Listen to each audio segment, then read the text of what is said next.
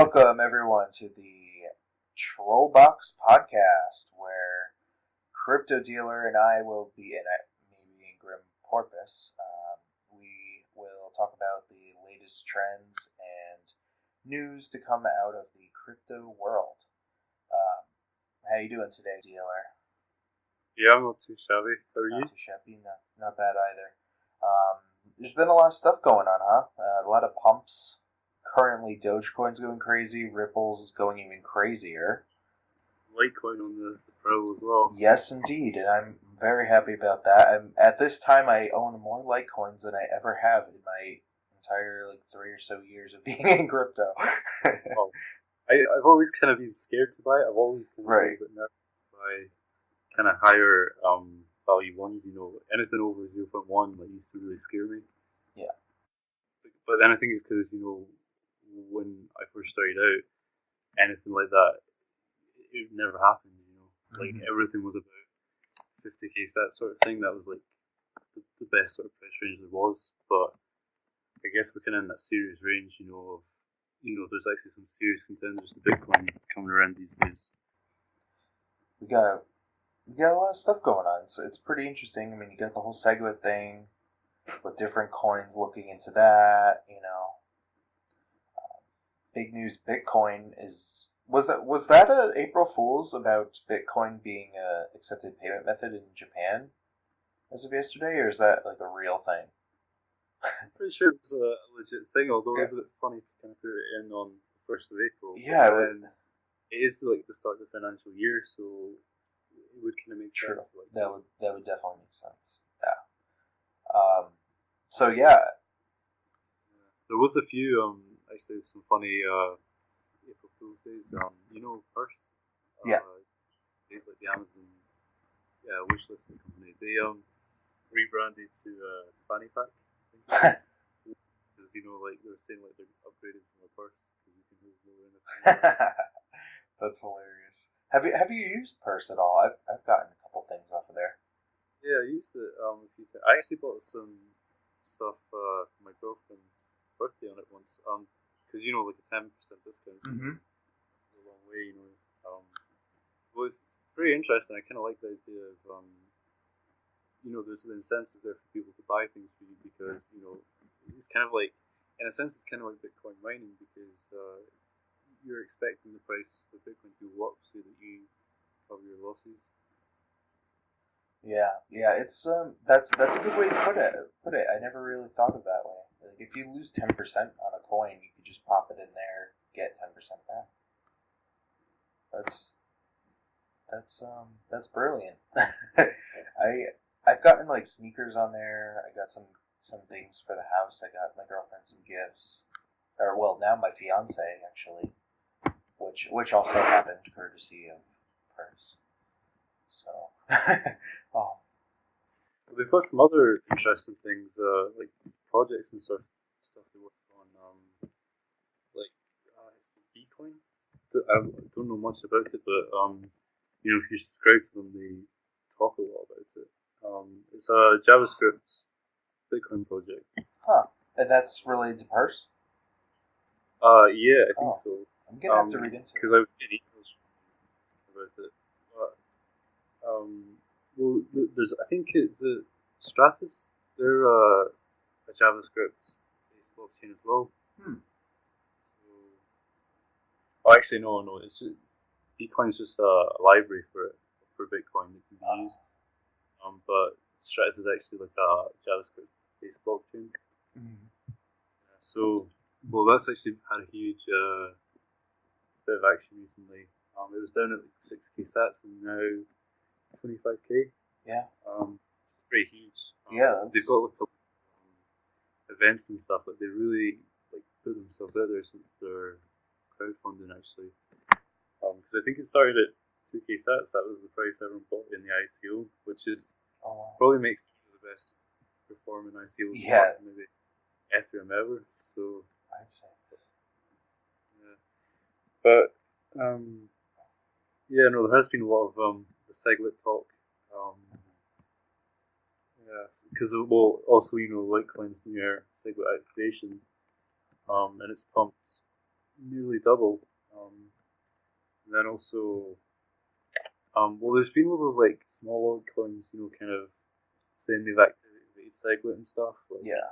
and we've got kind of like wee Segwit pumps, but it's with coins that are smaller, the user bases, it's a lot easier just to kind of get the dominance over because everyone will just install it without any questions. And I think there was one where the threshold was only like 50%. Oh, wow. So, with Bitcoin it was 90%, which I don't think was ever really going to happen. But yeah, I think it's just it's a bit of a messy situation with all the, especially Jihan Wu and Roger Ver. Like, but the thing is, they've got ridiculous resources. Like they've been the ones, setting up all the nodes and stuff to support Bitcoin Unlimited, and they're kind of one of those like people that can keep on going. There's a lot of people kind of saying, that like Roger Ver was kind of showing the cash pump actually. It was over like it was over $100. And yeah, that was insane. It was really hard to watch that go up and like not jump in. I was right on the verge of trying to catch the wave, but I didn't want to be left up top. Yeah. Yeah, you kind of. Yeah, it was kind of. I was trying to short it around 0.11 because it went parabolic. But it was like really choppy. Like I nearly got it. But in the end, I ended up kind of closing it about 0. But yeah, I actually tweeted out that it's not going to be able to stay over 0.07 in like a week's time, and I was thereabouts right. I think it was like 9 days. So it's just so unsustainable. It just looked kind of just like a quick smash and grab. Yeah. Ethereum, on the other hand, it's basically kept its value. I think the peak was 0.045. No, 55. Sorry. Yeah. So, well, I think that Ethereum's got like another leg in it potentially at some point. Oh, definitely. Yeah. I think a lot of it was just because of Bitcoin, because it's kind of, in a sense, it's got like a much larger technical ability other than Bitcoin does. Apart from maybe there's some things that the technology can't always buy. Things like stability. Because there's actually being in the UK here, there's like the Brexit, and there's a point where it was actually more stable than the pound in terms of like percentage loss, movement. So it's a bit of an odd one. Although, yeah, Bitcoin was the best price performer of every single currency for I think 3 of the last 4 years. So quite a lot of which is pretty impressive. Like there was only the kind of the bear trend, down from 1,000 to about, I think it crashed at $150 at one point, which was, I think, I remember, at a time where if you wanted to cash out Bitcoin, it'd be about 0.3 for $100, and now we're kind of at the point where you can, when we were up at 1,300, that was about 0.075 of Bitcoin, which is absolutely mad, considering how far we've come. Yeah. But it's just a huge influx of money, and I think people kind of see Bitcoin as a bit of a kind of disaster fund as well. Yeah. There was also, I don't know if you've ever seen Mr. Robot, the TV show. Yep, love that show.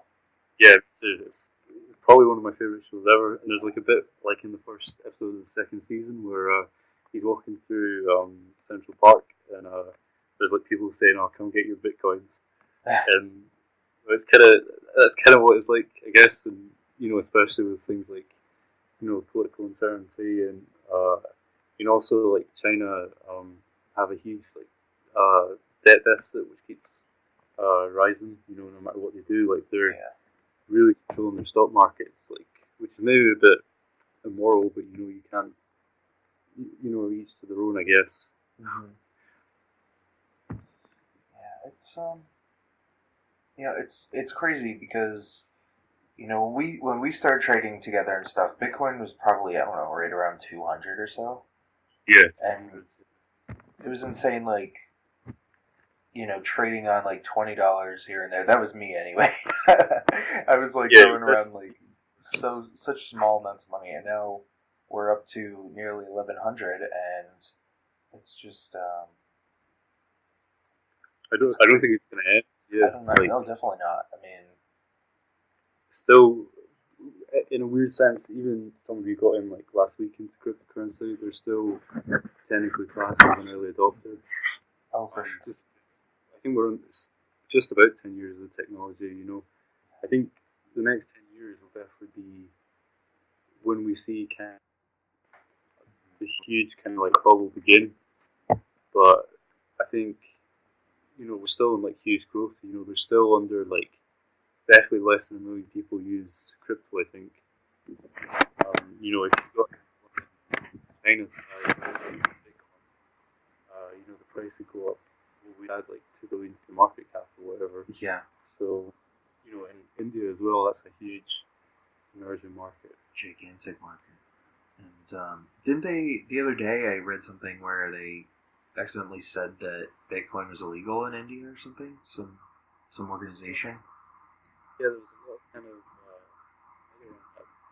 I think we got an email from Coin, which is like the main exchange in India. Mm-hmm. Clarifying it wasn't. Because I signed up with where I think it was like there was like a $200 premium, and I was kind of seeing if there was a way to kind of get it there and then like pounds or something. Mm-hmm. Right? Just a lot of I think it's kind of like one of the benefits of like defeating boundaries, because to set up like a viable like bank account where I could like sell like deposit in rupees and then transfer into pounds, I had to have like I think it was 50k like in the account at all time for like huge businesses. And you don't really need that with Bitcoin. Right. Like you can send or whatever. Like it's quite a good transporter currency as well. But are you there? Yes, I'm here. I'm listening. Oh, sorry. I got kind of distracted a little bit by the charts. I was just watching the couple points here, but I was listening. We can have that better. Yeah. So, what coins would you say are good to be on the lookout for? Keep an eye on. Well, the ones I've been looking at a lot recently are bit crystals. Mm-hmm. It's like a game, but with the currency bit crystals. Mm-hmm. Yeah, I've done well on them in the past, like more close to when they launched. But I might get them. Well, they've got the game release thing. So that's kind of why I've been accumulating it. To be a bit of a kind of mad. Yeah, it's what's the game supposed to be about? I haven't really delved into it much. I thought it was to do with like wizards and. Oh, cool. I haven't really looked too much into what the game's actually about, because I'm trading it, not like stocking up coins. Right. Wreck some noobs. Yeah. No. Well, yeah. I look for the news. Generally, like a great rule in cryptocurrency is buy on the rumors, sell on the news. Yeah. Although you can get a few exceptions to that, especially if the news is kind of like surprise news, which is kind of like what the Ethereum Classic was all about, was because there was kind of like a day of like speculation, and then like the actual news got announced. It was to do with the Grace Trust that they've been setting up. What I see, I think it's going to be happening, which is pretty big. I think the only coin aside from like when we had a trust is Ethereum Classic now. So I got rid of all my very Classic. Did you? I sold it, yeah. I didn't have much, but I kept my Ethereum, of course, but... Oh, your ETH. Yeah. Yeah. Well, that's kind of why. Well, you know, if I had to choose between the two, it's like for the ideology behind it, you know, it definitely be Ethereum Classic. But from traders' perspective, you know, Ethereum to me is the better one because you've got this like huge resources from the from the foundation, and you've also got a lot of support. You know, the market capital. Yeah. You've got so many platforms and like tokens and stuff built on it. You know, there's whole websites dedicated to trading tokens like Ether Delta, which is actually like decentralized exchange, which is a really cool idea actually. Like I've used it a few times because I bought some Plutons. There's an ICO for a while back, and to like use it was actually fairly straightforward once you get the hang of it. But you know, well, the big thing there was that you held all your coins. You know, they entered a smart contract when they were on the order book, and then like so. Yeah, that's definitely the future. There's a few kind of things like that. There's the Open Bazaar as well. Like, I think they need to be in the future as well because you know there's always security risk around. You know, you've got you know people get nervous with EX. You know, especially there's like it was down a wee bit a few days ago because there's like a DDoS attack. Yeah. So I think people do get nervous around that, and actually like me included, like I sent some bitcoins to like storage. Because I kind of felt, you know, like I had such a good run the last few days, and I just need to make sure that the profits were like real. Yeah. So, it's a psychological thing as well. Yeah. I think if people feel uncertain about it, then you know they're not hold a lot on the exchange, and then therefore they're not going to consider buying as much as well. Because you know, I think people generally, if they have the money there, they'll spend it. So I think they're kind of maybe well, that's the other thing. You know, they can't really discuss it because you know you need to keep security private and between like a few people as possible. Very true. But yeah, because otherwise, you know, there's going to be opportunity to exploit it. You know, even like social hacking. You know, so you know, it's kind of maybe it's good that they don't disclose things, but at the same time, there is kind of that uncertainty around it. You know, and obviously, well, it was only last year, you know, the Bitfinex hack when $50 million was lost or something. So it's brutal. Yeah. So yeah, although I said something a while ago, how you get like the Bitcoin ATMs. Yeah. Yeah. There was a someone had tweeted out like just like bought my first Bitcoins from this Bitcoin ATM, and they like put a picture of the receipt, and you know with like a QR code. So literally,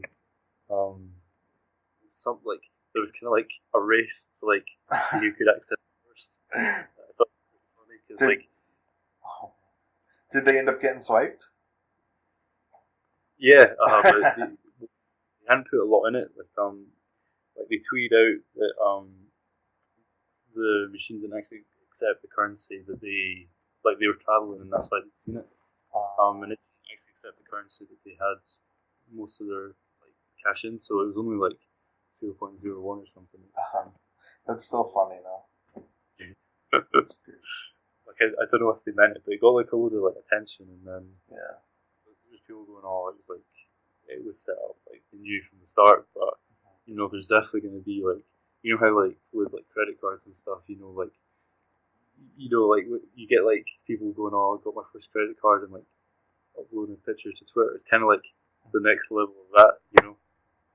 Yeah, and I don't know if they've started rolling them out in the UK yet, but over here, like a lot of places have started putting chips on their like debit cards and credit cards.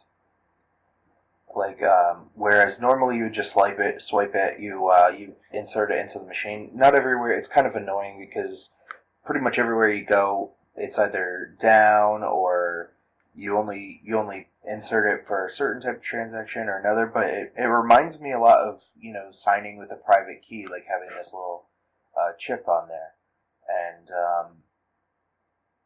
it's supposed to be. I feel like that could be kind of the way that Bitcoin goes, like just have a small device that can, sign transactions for you, and just deduct the Bitcoin. I really feel like that could be. It's almost like priming people for the use of it, because I mean, let's just face it. I mean, people they're still kind of hesitant to jump into something that doesn't have fake debt behind it. Or like gold, or it's tough to explain to somebody that the math and the community are what substantiates the value. Yeah, I think a lot of people look at it like it's magic internet money, because you can't physically hold it, and I think that scares people, even though like most money in the world is actually just numbers anyway. But a lot of people don't realize it because they think, oh, I can withdraw it into something, like a note or a coin. So, but yeah, I think that'll definitely be the future. Although I don't know if Bitcoin will be used as like the primary is that a word? The Primary? Primary. That's it. Yeah, I don't think it'd be used as like the primary currency for that sort of thing. I think the states will kind of introduce something similar with faster transaction times and a lot more of it and an increase in supply. So it'll still be editable, but it'll be a lot easier to trace, which because Bitcoin isn't actually anonymous. If like you still know which address is sending to which and how much balance each one has and all that, and so it's a good way to track money in a sense. So that I can kind of see why a government might want to implement cryptocurrency, but not really for the reasons that it was created or anything. Yeah, exactly. Yeah. It's it is what it is. I mean, I think its shortcomings in terms of privacy and stuff are perhaps a reason why countries like Japan would want to incorporate it. I mean, I love like the dark coins of the world, not Dash specifically or anything, but like Shadow and which is now Particle. But the dumbness, I guess we could say, of the coin. Not that Bitcoin's dumb or anything, but it's more attractive, I think, to places that want to experiment with it before just going all in. Yeah, exactly. With the concept of a cryptocurrency. Well, I think there's like even organizations. I think there's like a JP Morgan program that explores the blockchain and stuff, and also like Europol made a currency and stuff so that you could like learn about it and understand it, because you do get like it's not a huge thing right now, but there is kind of like illegal activity, money laundering and stuff on Bitcoin. Although there's always kind of that thing of Bitcoin gets a lot of negative press, but a lot of the activity on it and stuff's honest. You get a lot of any currency really being used for illegal activities, but oh yeah, for sure. It's down to the users about like how it's used. So because you can't say like all US dollars are good, or pounds, but it's the same with Bitcoin. If you attract like a big user base, you're going to get people using it for different things. Yeah. It's just I don't know. We don't know what it's going to come to when it finally goes live for the world, but it's going to eventually, whether it be Bitcoin or a new coin or another coin that like ETH or something. Oh yeah. Or Well, I think Ethereum is probably the most lucrative to a bank because of smart contract. That would kind of give them the option to do things like loans with like collateral and like Internet of Things or something. If you had like a device, like say you had a phone which you bought with a loan, and then you weren't able to like pay it. If it's connected to the smart contract, as soon as money isn't paid in by a certain date, like the phone could be locked, sort of thing. Which I think that would be the future, because it's kind of like you can't do anything with an item if it doesn't work, So yeah. it's kind of a clever way of dealing with collateral in a sense, I mean, it reduce the manpower and stuff as well. Right. I mean, that could even work for like repossessed automobiles. Like instead of having to send down a tow truck crew and put them in danger, as some reality shows showcase. Like, remember watching that? Yeah, it's completely insane. If they could turn off the car because somebody didn't make a payment on it and then just turn into a brick, that's. But I mean, I don't know if I want to live in a world like that.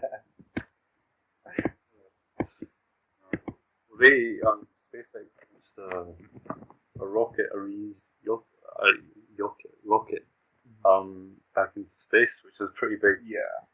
Because they spend like billions of dollars just making one one-use ship. So. I mean, that's a big hurdle, really, because I mean, that's kind of the next step to making spaceships that can take off and land at will, pretty much. Yeah. That's a big hurdle for that kind of technology, and yeah. I think is Elon Musk into crypto at all? I feel he seems like he would be. I haven't read anything, and I figured I would see something by now if he is. Yeah, I haven't. He's got a lot of fingers and eyes. He's got like, what is this? It's this like tube thing that goes at like 500 miles an hour. To like transport. Oh yeah, the Hyperloop. Yeah, that thing. Yeah. I think remember him saying that Trump had like approved it for him, like he could use an air to test it or something. That's like the one good thing I've ever heard of him doing. Probably a bad idea to get into politics on a cryptocurrency show, though. He'll have one built from the White House down to Florida to go golfing. So we can go to the I don't know. It's cool because as technology grows and as crypto grows, there's going to be a merging where technologies just natively incorporate one crypto or another. I feel like, I mean, not everything, but it's going to happen more and more as we go, as the coins improve, as technology improves, and they find better applications. You mentioned earlier, like OpenBazaar. Yeah. And like, I'm really excited about the whole Shadow Cash into particle thing.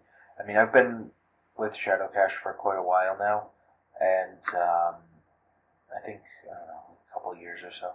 And they recently had a huge pump with news following, as you said, by the rumor, sell the news, which kind of happened, it seems, where they're funding. It's not really an ICO, but it's kind of like a coin swap with a bonus, and mixed in are some fundraising goals, which they're actually really close to coming up with. Like $750,000. That's pretty good. But it's going to be like OpenBazaar, but the privacy is like way more advanced. So I'm excited to see how that turns out. I'm not shilling for it or anything right now, but I believe in it, and I think it's gonna kind of shake things up a little bit. Should I'm gonna use it. The idea is kind of like purse in a way, but not Amazon-based, more independent seller. I think they've always been interested in making a shadow market. Because I wrote an article on Alt Report, must have been over a year ago now, where I kind of talked a bit about that and some of the anonymous tech they had. But yeah, I think it's always been like a long-term goal for them. So I think they're kind of finally getting to the point where they can implement. I think there's enough money. People aren't skeptical of ICOs these days, where they can raise some initial serious funds to do it. Yeah, that's what's happening. I mean, it was sad because I love the Shadow brand, but they're trying to look more outwardly, look towards China with a particle, because a lot of Chinese exchanges weren't going to accept a coin that's called Shadow because it's just too. It sounds too dark for them. I think that's also what Dash did from Darkcoin. That really, I mean, it makes sense, whether or not you love the brand or not, you gotta look at the future. Sash. Remember when Vanilla Coin rebranded to XVC? I always thought they were going to call it Vash, which sounds like some sort of vaginal disease. It does. Or Vash the Stampede from Trigun, the anime. Oh, I see the check it out. Do you have any closing thoughts or anything that you'd like to add in? Any picks of the week that you want to shell out and in true Trollbox fashion, give some bad advice? No. Yeah, I'd definitely say bit crystals. Yeah. Do you think Ripple's the train's left the station? Do you think it's too? Definitely. Yeah, for sure. Maybe it's a dangerous play. You might lose a lot of money. See how quickly it went from 1,500 to 500 cents. When Bitcoin started going, because it's always kind of been like an anti-Bitcoin. When I think another thing to keep an eye out for is altcoin with 420 coming up. Oh yeah. I've had the worst luck with all of the pot coins and Cana coins, and I've never come out on top on any of them. I probably should have just held, but That's the thing. If you hold a coin long enough, you're going to profit from it. That's true, and I've learned that very recently. Like I was in Monero for a long time. I'm still holding some of them, but I took some off the top at the peak of the last pump, and still have a good little bag in case it decides it wants to jump again. And I went from a couple hundred to a couple grand in like a year's time. Yeah, I was able to pull some decent profits off it, and I really spent like nothing on the coins when I bought them and just held them. So I should start doing that with smaller ones, I think. If you find some reason, then hold it no matter what. I think there's I don't know if you know, he's a trader on crypto on Twitter. He's called Not So Fast. I see some of his picks that he bought monetary unit. Alright, so listeners, you can check him out too if you want. Throw some love his way.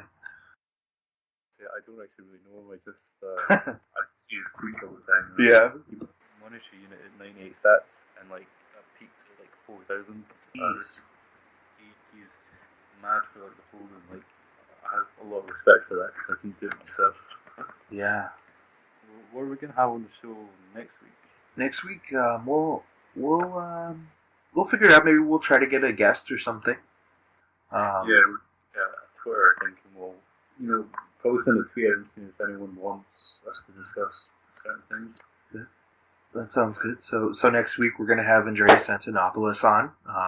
No. But imagine it's like first guest. Like. Yeah, right. We're gonna have Gavin and Jason. No, we'll have Bob Surplus. Just kidding. I haven't heard that name in a long time. I don't know where that came from. Something he was involved in recently. Recently, huh? Yeah. Putin. I think it's a big scam. It's a big looking at your thing, or he was kind of lurking in the shadows of that. Huh. But yeah, I think most people these days don't know who he is. Yeah. Yeah, you know what? I mean, as far as it goes with having guests on, I mean, we could really have anybody on. Who knows? I mean, we could have devs. We might have just friends of ours who've been in crypto get their points of view, you know? So, you know, there could be, you never know who's going to pop up on the Trollbox, you know? Yeah. Well, I'm sure we'll figure that out for next week. For sure. And, yeah, tune in. Subscribe to if we're on YouTube or yeah. We'll make a Twitter account and we'll post, you know, wherever we end up uploading this to. And yeah, so I guess just subscribe, or if you'd like. Otherwise, don't. But please do. Well, hopefully, if you listen to this and you've made it this far, enjoy some of the topics. Yeah, and we'll have more next week. Yeah, bit of a blur, just kind of loads of dipping into random things, but yeah. Well, very well. See you next week. Yep. See you next week.